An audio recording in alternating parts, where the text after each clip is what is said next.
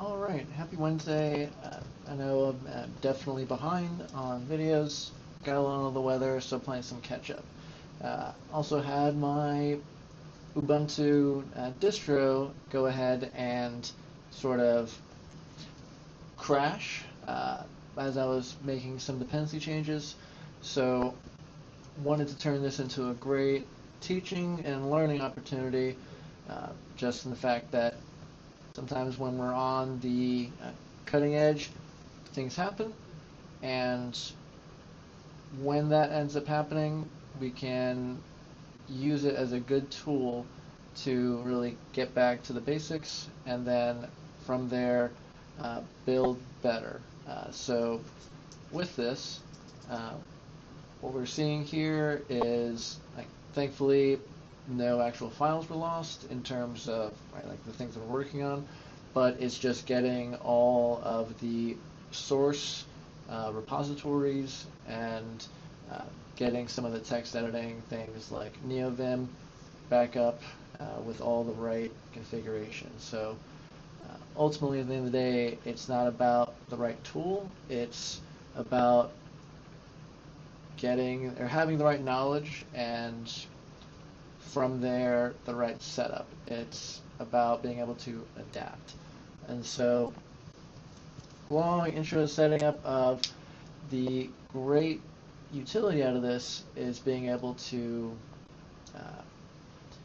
reset back up what's known as Anaconda or Miniconda if you're not using the graphical user interface for data science, and specifically for really testing out generative AI use cases in a way that allows for more than just Python packages or Python libraries, dependencies, whatever have you. So with this, what we'll do, just diving right in, is first we'll open up our text editor, and again, the purpose of this is having a comparable, not exact same, but comparable view to what you'll see with whatever the text, whatever integrated development environment, text editor, code editor, whatever you want to phrase it as. I would encourage folks not to think of it as, oh, I have to use this. This is the right plugin, and this is the right widget, this is the right thing. It's what makes the most sense for you. I value being able to have both a lot of integration as well as not be inundated with plugins, and have some standardization. So for me, NeoVim makes sense. But it's not about, oh, I have to have this, I have to have that. It's using the right tool to the right use case. And so with that being said, on the left-hand side, we have this, we call the tree sitter, or effectively think of it as the file explorer. And then here we have the terminal, right, our standard terminal. And so what we'll do is we're going to go ahead and first update Conda, or Miniconda, Anaconda. The difference being whether or not, so Anaconda, right, it all comes from anaconda.org, and it's whether or not you have, which is free to use. There are paid tiers, but anybody can download that, whether it's Windows or Apple or Linux, doesn't matter, and you can use it for free. And there's some good certifications with that, but I like Miniconda because you can just have all that utility, and if you know the right commands, you can just use everything that Anaconda, with all of its interface and everything, graphically, or the visuals, you can get rid of all that, save yourself some memory, and just have the virtualization at your fingertips without all that extra hoopla. So because we had to reset it, we're going to go ahead and update, and because I have it on Linux, and so let's pull this up. Whoop. So you see something like this. When you see package, this means that it's the different parts. Think of it as like little, what's a good way of putting it? They're the different components that make different features occur in your virtual environment. So think of things like Streamlit. Streamlit has a package. Some people refer to it as a library, some call it a dependency. For sake of argument, all same here. And so we're going to get this. Oh, nope, not that. Let me say yes. And then it downloads that. Yay, and everything is updated. And so then with this, next we're going to change Conda's, as what's called a solver. And the default is okay. It's much better than pip for Python, but we're going to change it to what's called Libmamba, just because it does a little bit faster job. And it's really great because when you install a bunch of different dependencies, packages, libraries, whatever, we're just going to call it packages for the sake of this. Sometimes the versioning won't necessarily match up, so Conda and Libmamba does a really good job of managing that. Kicker though is that typically you don't want to mix and match if you use pip and Conda in terms of managing your packages. So if you're going to install, let's say, Streamlit, typically you're not going to want to use pip install Streamlit. You're going to, if you're going to use Conda. So if you put it for the Conda package, use Conda, and avoid just the sort of mix matching with pip. So Conda, let's see, install new base Conda. What was it? Libmamba solver. So yes. Oh, and yes is default, so I don't know why I keep on putting the Y there. Conda config set solver libmamba. Yes. Nope. Oh. Conda config set /s solver libmamba. Boop. All right. So now that is the update there. So let's say, and if we want to create a new, so I always want to hit clear. That way we can see what we're doing. So now let's see if Conda update Conda. If it needs another update. Nope, all good. So if we wanted to create a new environment, so let's say we're going to make a Streamlit app and we want to use, but the dependencies need Python 3.10. So you do Conda create -new or -new, and we'll just call it Streamlit for the name and space, and then Python equals 3.10. Enter. And so, because right now I still have to go through and set up a bunch of different channels, but that's just you just have the default channel here. And so it will download these packages, and it's letting you know all this is going to be new, what it's going to add. This tells you what the source is, because I'm using Linux 64. That's where it's going to get from, and you can see all these versionings here. And so, yes, and then this is the specific version of Python 3.10, so 3.10.14. Yep, and then if I wanted to activate that, I would do Conda activate Streamlit. Boop. And now, because you can see it on the side there, that means that I'm in that virtual environment. If I want to deactivate it, Conda deactivate. Right, and so let's say that I want to, so let's just do Conda activate Streamlit.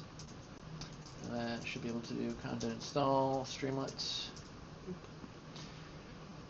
And if you go to either anaconda.org or Conda Forge, the community, you can go ahead and add the specific channel so it knows to pull from there, because right now it's really just pulling from the default channel. But so when I install or hit Conda install Streamlit, it's built with a bunch of other packages because it comes from Anaconda. And so you can see all of this build out here. So it's going to install all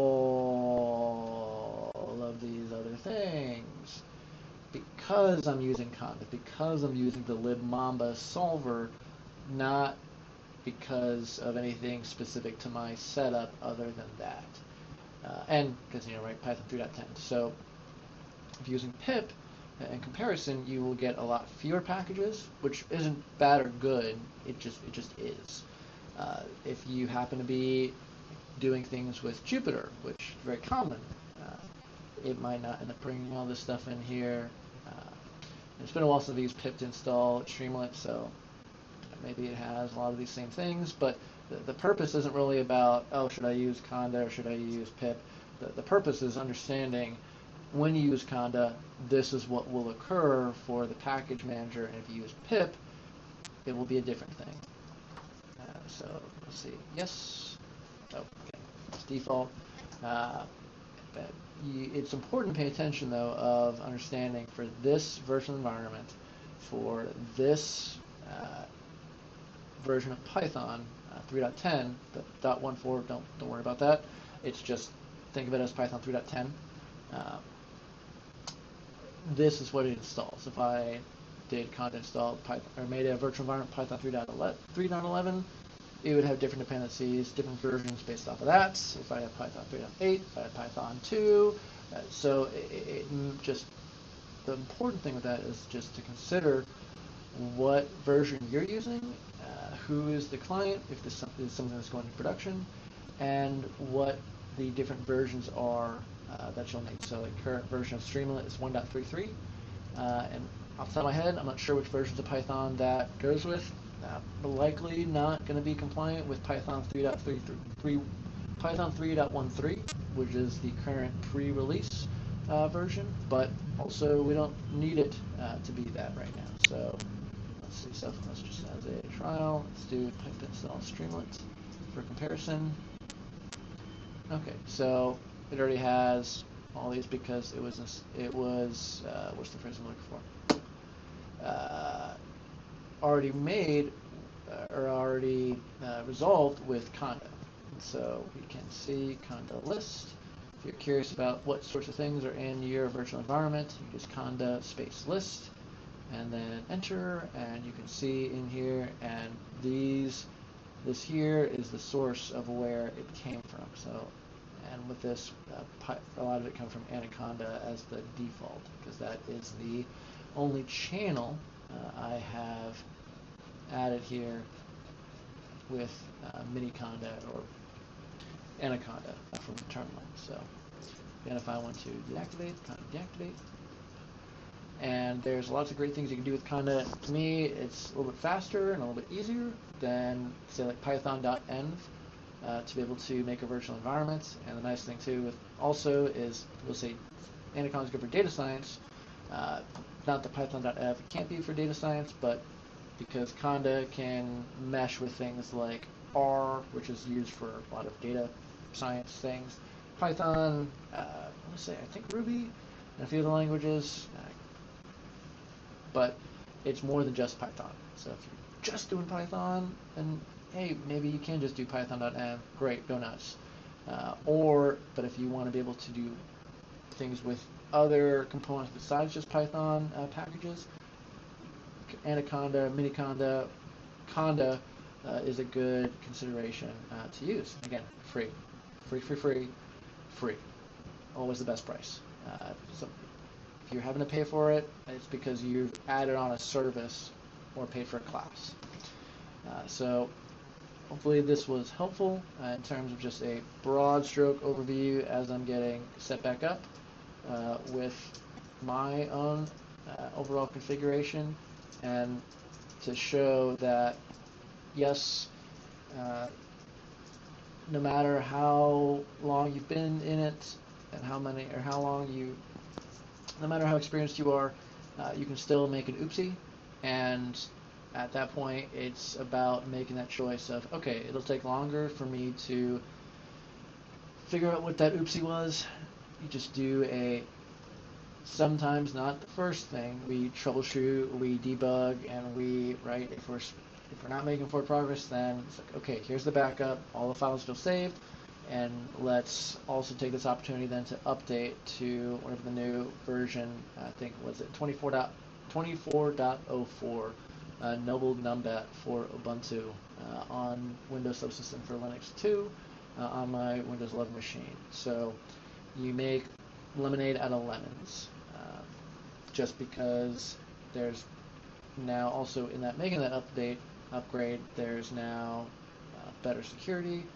At least report it from the Ubuntu page, and it gets ready for less of a huge shift to when the new release, long-term release of Ubuntu 24.10, which should be coming out here in the near future. So it's less of a big shift, more of these minute adjustments, minute updates.